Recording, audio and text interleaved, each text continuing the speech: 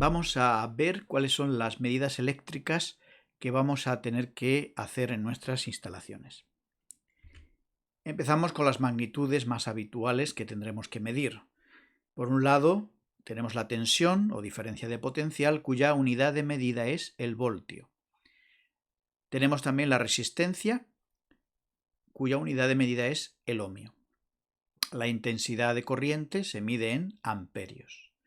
Y la potencia es la unidad de medida que se mide en vatios. Aquí tenemos ejemplos de algunos de los medidores más habituales que encontraremos, por ejemplo, en los cuadros eléctricos o que utilizaremos para medidas portátiles. Tenemos en primer lugar el voltímetro, que dijimos el utilizado para medir la tensión o diferencia de potencial. El amperímetro es el instrumento utilizado para medir la intensidad de corriente. El ómetro es utilizado para medir la resistencia eléctrica. El megaómetro es un ómetro, pero con la capacidad de medir resistencias mucho más elevadas. Normalmente se utiliza para medir la resistencia de aislamiento. El batímetro se utiliza para medir la potencia activa. Y el telurómetro es el instrumento que utilizaremos para medir la resistencia de tierra. ¿Cómo se hacen estas mediciones? Pues en primer lugar, para medir la tensión hay que colocar el voltímetro en paralelo con la carga que vamos a medir. Aquí tenemos un ejemplo. Tenemos una carga que es un circuito que está consumiendo una corriente que está pasando por él. Pues para medir el voltaje cogemos nuestro voltímetro y ponemos una punta en la entrada de la carga y otra punta en la salida. Esto es lo que llamamos paralelo. Para medir la intensidad, en cambio, no podemos utilizar la conexión en paralelo, sino la conexión en serie. Básicamente cogeríamos la entrada de la carga, la cortaríamos e insertamos en serie nuestro amperímetro. Y mientras esté circulando la corriente por aquí, nuestro amperímetro nos mide en amperios esa corriente. Habitualmente no podemos andar cortando los cables para insertar amperímetros y hacer las medidas. Esto solo se hace en los cuadros cuando son equipos de medida permanente. Así que habitualmente, ¿qué utilizaremos para medir la intensidad? Pues esto, las pinzas amperimétricas. Como veis, es una pinza que se abre, se coloca alrededor del conductor que vamos a medir y una vez que esté circulando la corriente, esto hace un efecto de transformador y genera un voltaje que mide nuestra pinza amperimétrica. Esto hace que las medidas sean rápidas, limpias y no tengamos ni siquiera que desconectar nada del circuito. Para medir la potencia tenemos el batímetro. El batímetro en realidad es una combinación de voltímetro y amperímetro. De modo que nuestro batímetro tiene una parte que mide en paralelo, como veis aquí. Esta conexión sería paralelo para medir la tensión. Y luego, aparte, en serie mide la intensidad de corriente. Al combinar las dos mediciones es como obtenemos la potencia que hay en ese circuito. La medida de la resistencia, pues como veis aquí, debe hacerse siempre con el circuito desconectado. Por ejemplo, si queremos medir la resistencia de un cable o de un componente en sí, como veis aquí, pues sencillamente se pone una punta aquí, otra aquí, se genera una pequeña tensión en el aparato de medida y al circular la corriente nos da la resistencia de ese elemento. Si lo que queremos medir es la resistencia de un elemento que ya está conectado en un circuito, como sería por ejemplo esta lámpara, tendríamos primero que desconectar una de las puntas. Como veis aquí, la hemos desconectado del circuito, el circuito cerrado sería así, hemos desconectado para poder medir la resistencia de esa lámpara. Si no lo hiciéramos así, que se hiciera la medida, digamos, en paralelo, el valor no sería el correcto. Hoy, generalmente, todos los profesionales tienen lo que se llaman polímetros, también conocimos como multímetros o tester, que en realidad lo que hay dentro de estos equipos es una combinación de diferentes medidores. Podemos medir resistencias en varias escalas, voltajes, intensidades en corriente alterna, en corriente continua, etc. Para eso está esta ruedecita que, según la coloquemos en la escala que coloquemos, pues nos hará la medida que nosotros necesitamos. Vamos a comenzar ahora con la medida de la resistencia de aislamiento. El reglamento, en su instrucción técnica BT19, especifica que las instalaciones deberán presentar una resistencia de aislamiento al menos igual o superior a los valores que aparecen en esta tabla. Vamos a explicarla. Según la tensión de utilización de la instalación, tendremos que utilizar una escala de medida u otra. Normalmente nosotros vamos a trabajar siempre en esta, porque nuestras instalaciones siempre van a ser inferiores o iguales a 500 voltios como máximo. Por lo tanto, utilizaríamos una escala en nuestro medidor, nuestro megaómetro, de 500 voltios. Es decir, el equipo inyectará en el circuito una señal de 500 voltios en corriente continua. ¿Qué valor nos tiene que dar? Pues nos tiene que dar un valor igual o superior a 0,5 megaohmios. En ohmios serían 500.000 ohmios. Es decir, el aislamiento tiene que ser igual o superior a este valor. Lo normal, si la instalación está bien, es que el valor sea prácticamente infinito. Es decir, no debe haber resistencia en nuestra instalación. Pero si quizás por la conexión de algún equipo o algo apareciera una cierta resistencia, siempre que sea igual o superior a 0,5 megaohmios, pues no hay ningún problema. Para medir el aislamiento, el reglamento electrotécnico especifica que hay que hacer dos comprobaciones o dos tipos de mediciones. Una, la medida de aislamiento con relación a tierra, y otra, la medida de aislamiento entre conductores activos. ¿Cómo son estas dos mediciones? Empecemos con la primera. La medida de aislamiento con relación a tierra lo que pretende es medir si hay de alguna manera conductividad entre todos los conductores activos y el conductor de tierra. Colocamos nuestras puntas de prueba de nuestro megaómetro, agrupamos todos los conductores en el cuadro general, es donde se suele hacer este puente, todas las fases, neutros, si es monofásico solo serían dos, el fase y neutro, las puenteamos y lo colocamos en una de las puntas de prueba del megaómetro. La otra va al conductor de protección o de tierra. Al aplicar la señal de 500 voltios no debe dar ningún valor, porque nunca hay, digamos, continuidad entre esto y esto. Entonces nos aparecerá ahí el valor de o igual o superior a 0,5 megaohmios. Veis aquí en la fotografía se ha hecho una comprobación de un tramo de la instalación y lo que se ha hecho es un puente entre todos los conductores y tierra. ¿Veis? Un polo está en tierra y el otro está en todos los conductores agrupados. Otra de las comprobaciones es la medida de resistencia entre conductores activos. Aquí ya nos olvidamos de la tierra y vamos a medir solamente la continuidad entre conductores.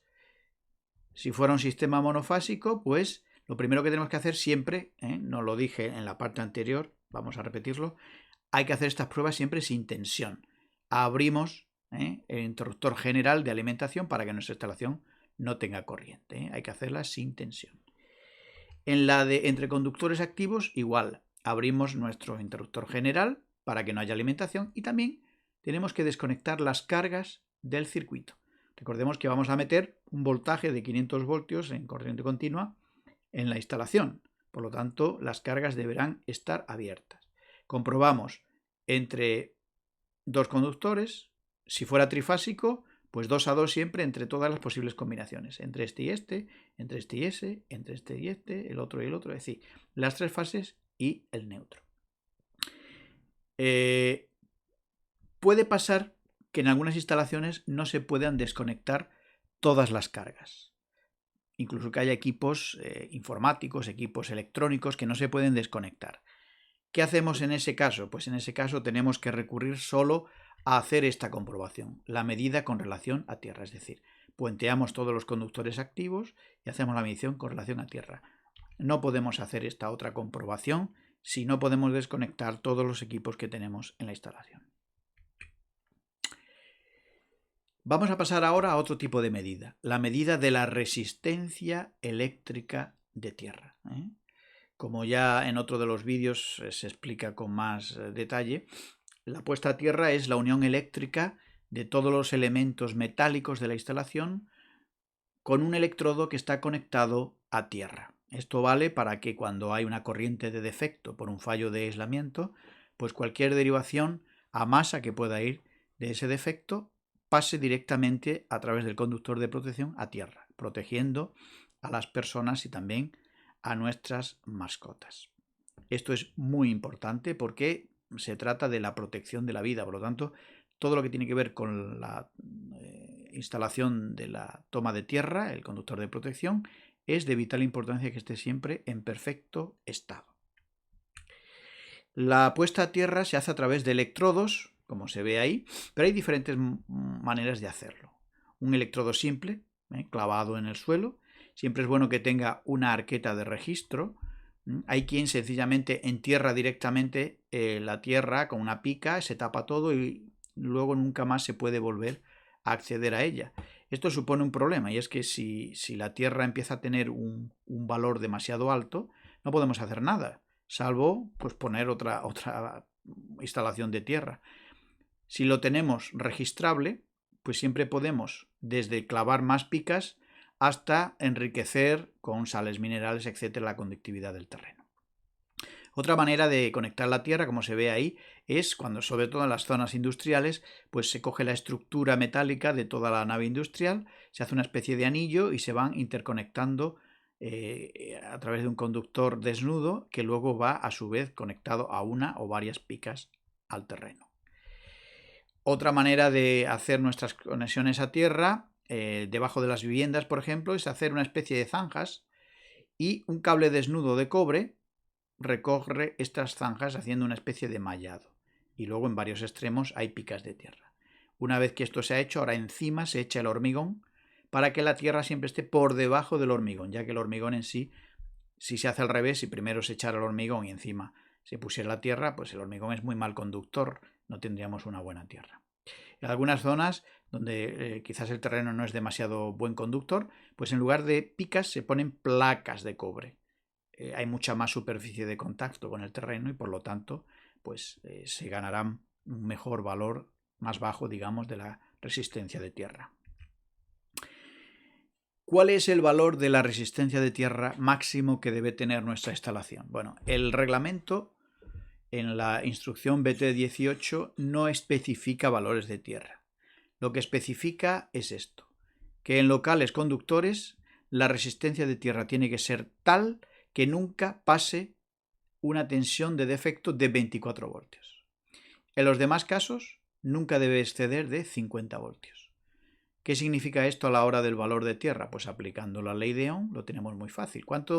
¿Qué corriente de defecto máximo tiene nuestro diferencial? Normalmente en las instalaciones más habituales tiene una intensidad de 0,03 amperios, o sea, 30 miliamperios. Pues aplicando la ley de Ohm, cogeríamos el voltaje y lo dividiríamos por la intensidad de defecto. En este caso, 24 voltios entre 0,03 amperios nos da 800 ohmios. En el caso de una instalación común, son 50 voltios lo máximo permitido, la resistencia que nos daría la fórmula es 1666 ohmios. Estos son los topes. Naturalmente esto es una barbaridad. Hay que procurar que nuestra resistencia de tierra sea lo más parecida a cero. La guía técnica del Reglamento Electrotécnico de Baja Tensión recomienda como máximo que en edificios con pararrayos la medida de resistencia de tierra no exceda de 15 ohmios o en edificios sin pararrayos no exceda de 37 ohmios. Esto evidentemente es una recomendación porque el reglamento pone este tope.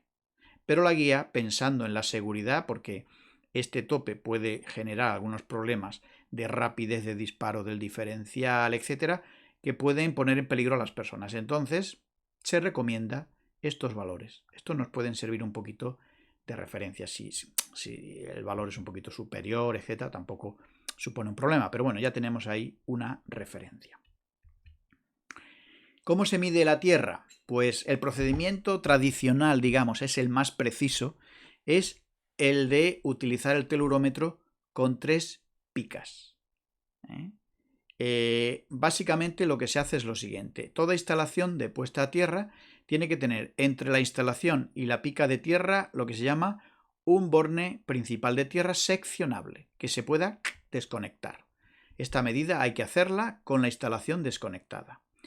Y ahora solo medimos lo que es la parte, digamos, del terreno. ¿Cómo lo haríamos? Pues tenemos aquí nuestro telurómetro, conectaríamos un cable, que es el cable de corriente, a una pica que clavamos en el terreno, el otro cable de tensión a otra pica que clavamos en el terreno y un tercer cable que va a la pica de tierra de nuestra instalación. ¿A qué distancias? Bueno, lo más lejos que podamos para que nuestra medida sea fiable, ya que a veces las picas tienen lo que se llama una influencia, que se generan pequeñas tensiones que pueden alterar las medidas. Tenemos que alejarla lo más posible. La regla más habitual es la que se conoce como la del 62%. Es decir, alejamos este electrodo lo más que podemos de nuestra pica de tierra y este primero de tensión lo ponemos al 62% de la medida total. Calculamos, si la medida es 40 metros, pues ¿cuánto sería el 62% de 40 metros? Pues esa sería la zona idónea para colocarla. Para asegurarnos de que las distancias son óptimas, cuando hacemos la primera medición, sacamos la pica, la desplazamos 1 o 2 metros hacia la izquierda y hacemos otra medición. No debe de variar mucho el valor. Luego la desclavamos, desplazamos otros 2 metros hacia este lado y volvemos a hacer la medición. Y tampoco debe de haber mucha diferencia. Si hay gran diferencia es que las distancias están mal, hay que alargarlas mucho más. Naturalmente, los equipos que hemos visto son, digamos, equipos básicos para medidas. Hoy ya la mayoría de los profesionales cuentan con lo que se llama equipos multifunción. Son equipos que contienen la posibilidad de medir muchas cosas y además de una manera mucho más sencilla que los equipos habituales. En el mercado estos son, digamos, los más frecuentes que encontraréis. Medida de impedancia de bucle.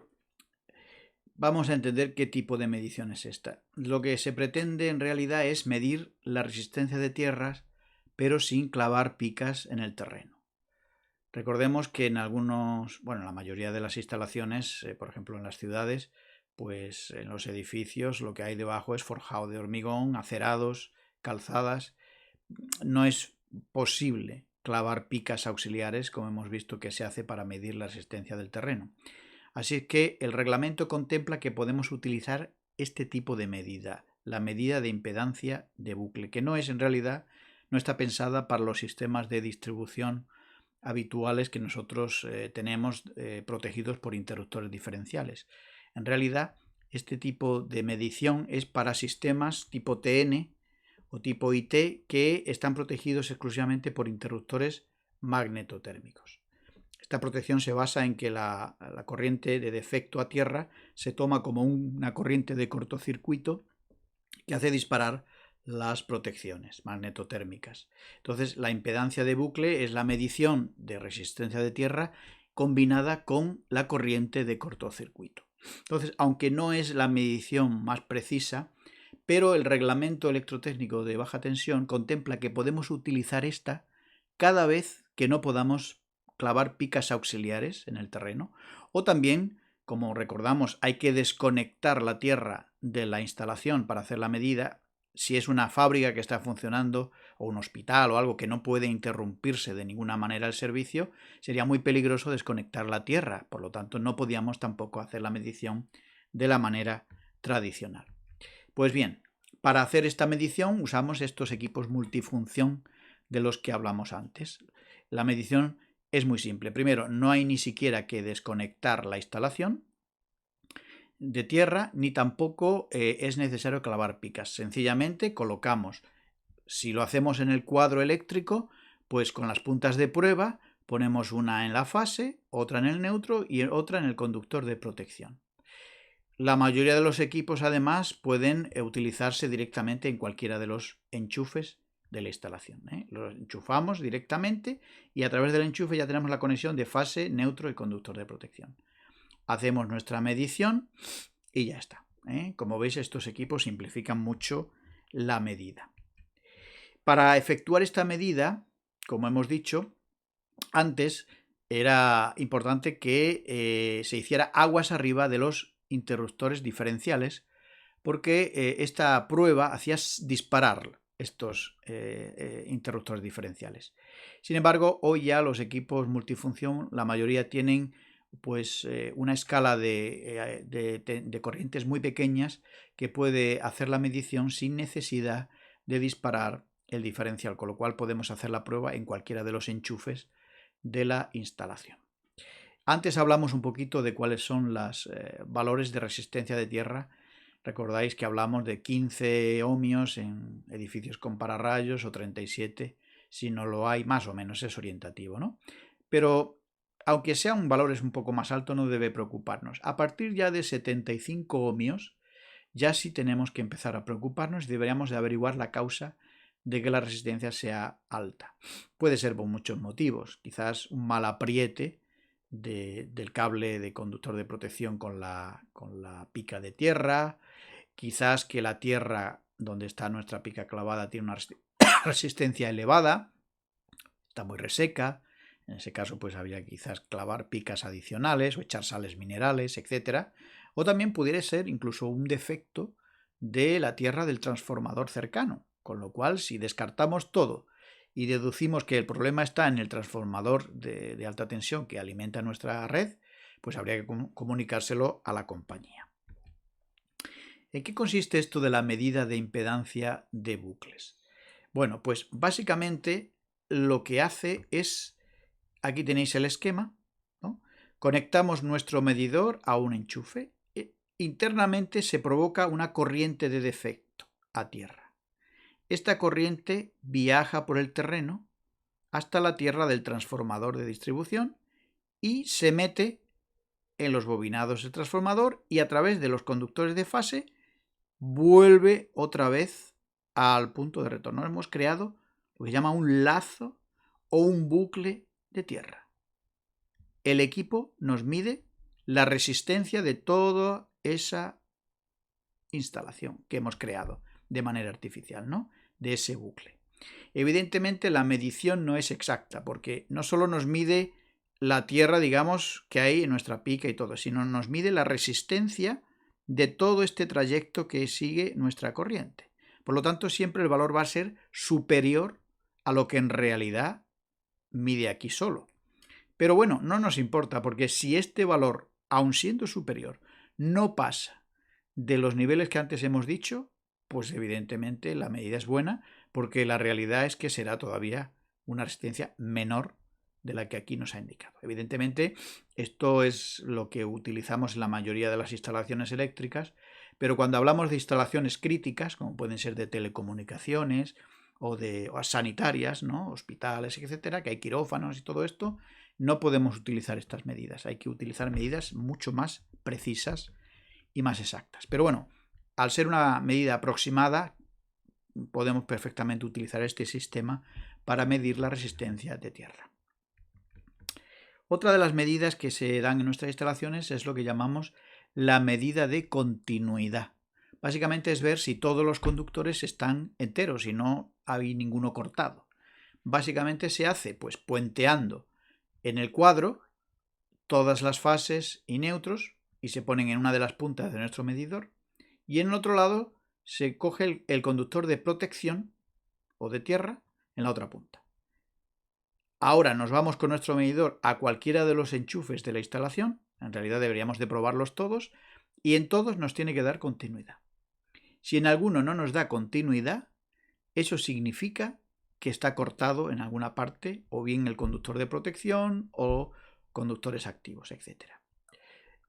Además, los equipos multifunción nos dan el valor de la resistencia de ese circuito. Esto es muy importante porque el reglamento dice que esta prueba de continuidad no se puede hacer con un multímetro normal. Tiene que hacerse con estos equipos multifunción. ¿Por qué? Porque hay que inyectar una corriente de al menos 200 miliamperios a una tensión entre 4 y 24 voltios. Y esto, un ohmómetro de esto que van con pilas, pues evidentemente no lo puede hacer. Además, hay que hacer una segunda comprobación invirtiendo la polaridad. Es decir, si hemos puesto nuestro conductor de protección en una parte y los conductores activos puenteados en la otra, ahora le tenemos que cambiar para invertir la medida en otra polaridad. Esto es muy importante por problemas que a veces hay en conexiones que se han sulfatado, por ejemplo, y que actúan un poco como un semiconductor, de forma que la corriente va en una dirección, pero en la otra no. Entonces, si la medida solo hacemos en una dirección, nos puede dar por buena, pero a lo mejor en la dirección contraria ya cambia y no hay continuidad. Entonces, esto es muy importante hacerla invirtiendo la polaridad.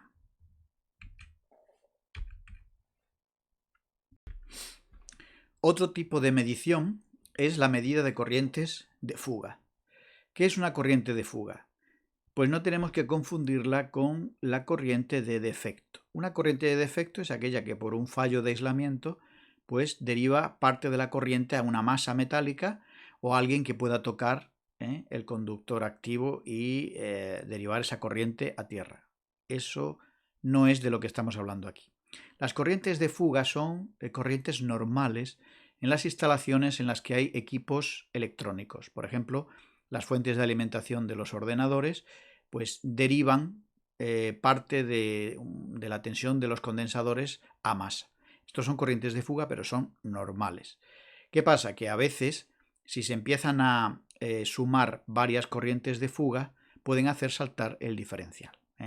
Normalmente son valores bajos, pero tenemos que comprobar que los valores no son tan elevados como para hacer disparar nuestras protecciones. Pues esa medición se hace con esta pinza amperimétrica, que es una pinza especial porque mide corrientes muy pequeñas, inferiores incluso a 1 miliamperio. Por lo tanto, esta es la que nos puede decir si las corrientes de fuga son o no son elevadas. ¿Cómo se hace esta medición? Pues aquí tenéis varias maneras de hacerlo. Lo habitual, si es un sistema monofásico, es abrazar fase y neutro en nuestra pinza amperimétrica y medir la corriente de fuga. Otra posibilidad es los tres conductores, ¿no? Fase, neutro y conductor de protección. Y en otros lados, pues podemos solo medir la fuga del conductor de protección. ¿Por qué hacemos tres mediciones diferentes? Bueno, no hace falta que hagamos tres mediciones, pero cuando los valores empiezan a ser un poquito altos, sí es bueno que hagamos las tres. ¿Por qué? Porque las corrientes de fuga no siempre se pueden medir correctamente de una sola manera. Hay corrientes de fuga que pueden fugarse directamente a través de la masa al conductor de protección de tierra. Otras quizás son equipos que no están conectados a tierra y pueden fugarse a través de su contacto por el suelo o a través del contacto de personas que tocan esas máquinas. Por lo tanto, en función de por dónde sea la fuga, pues se va a ir por el conductor de protección o se va a ir sencillamente por otra vía. Entonces es bueno que hagamos estas tres mediciones y siempre nos quedemos con el valor más alto. El más alto es el que nos tiene que indicar cuál es la corriente real de fuga. Cuando el sistema es trifásico es lo mismo, solo que abrazaríamos todos los conductores de fase, incluido el neutro.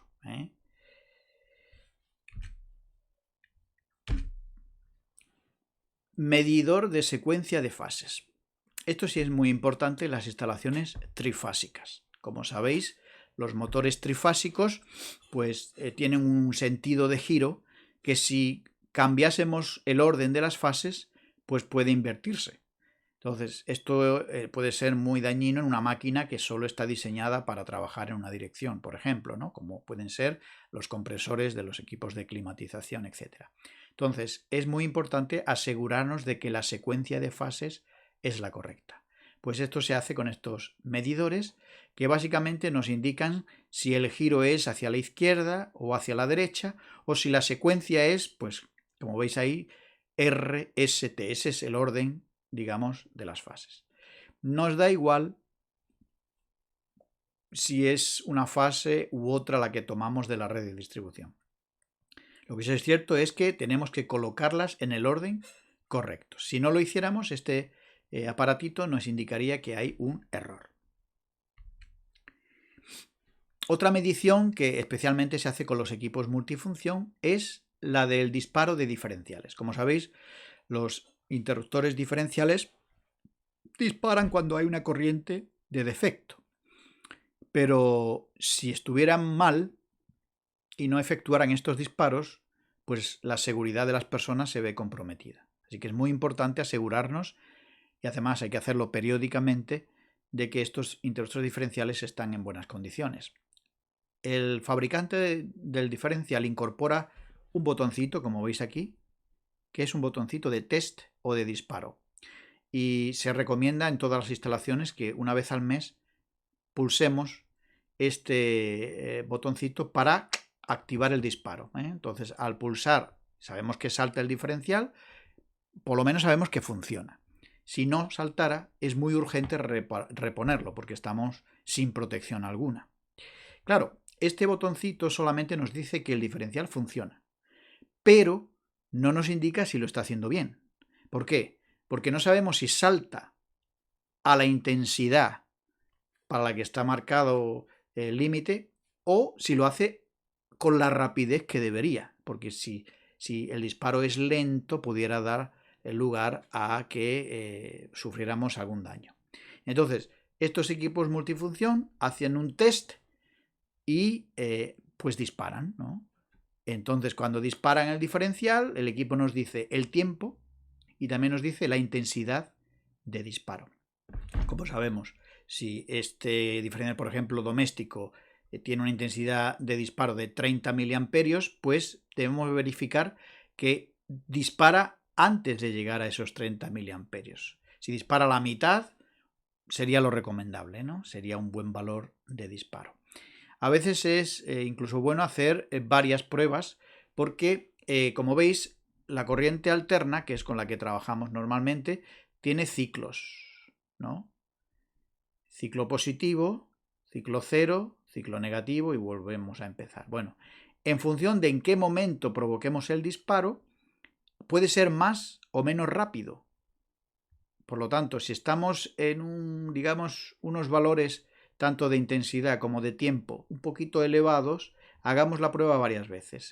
Asegurémonos, porque si hacemos la prueba en el momento más desfavorable, luego el resto del tiempo los disparos serán mucho mejores, más rápidos, etc.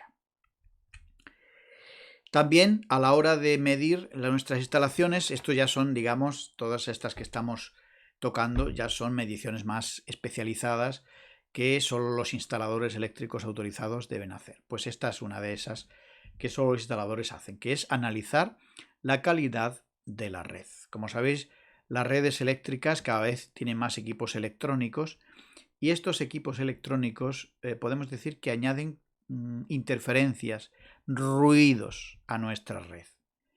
Estos efectos pues pasan incluso a la red de distribución y perjudican a la propia red y a otros usuarios que están conectados a esas mismas redes eléctricas y a nosotros también nos causa perjuicio. Vamos a ver algunos de esos defectos que pueden quitarle calidad a nuestra red. Tenemos por un lado la energía reactiva. La energía reactiva es un tipo de energía que se genera en instalaciones especialmente que contienen motores eléctricos y es una energía que no se aprovecha, no sirve para nada, pero que está circulando por la red sobrecargándola. Esto pone en peligro nuestra instalación y también la propia red por sobrecargas. ¿Cómo se corrige esto?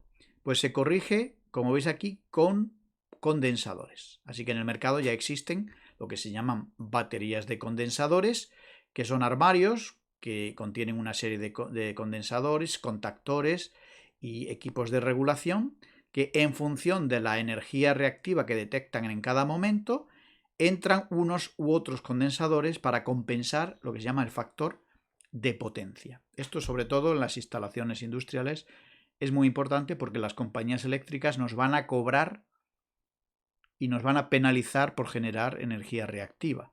Pues cuanto más corrijamos esa energía reactiva, menos nos van a cobrar las compañías eléctricas.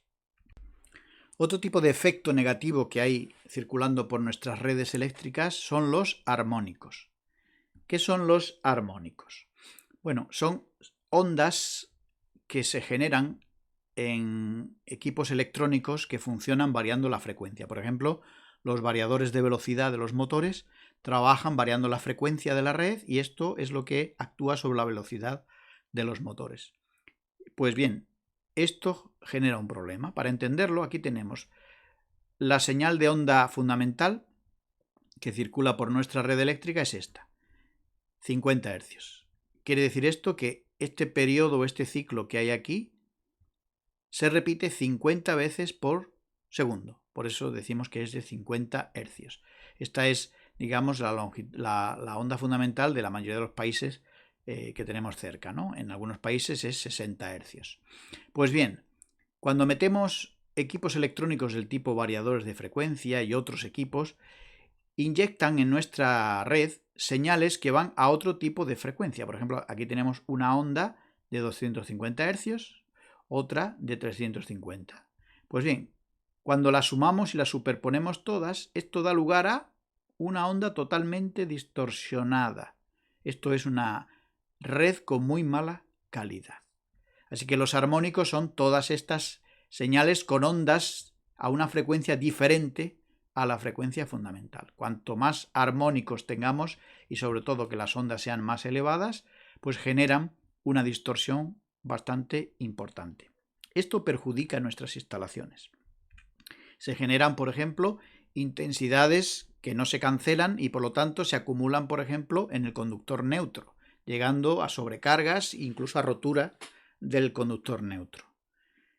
Además, se disparan las protecciones eléctricas. En muchos casos habéis oído hablar de lo que es los disparos intempestivos de los diferenciales, es decir, cuando disparan sin una causa real de que haya un defecto a tierra, pues a veces está provocado por estos armónicos.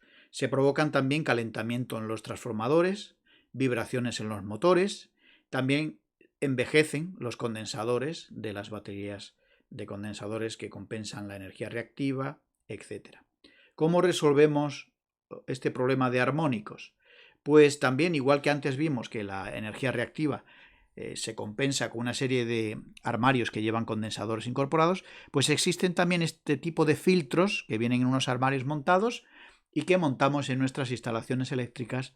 Sobre todo esto se utiliza a nivel industrial, ¿no?, para corregir los armónicos en las redes. Pues bien, espero que con esta breve explicación de las mediciones más habituales de las instalaciones eléctricas, pues al menos hayáis aprendido algo o incluso entendido mejor algún concepto.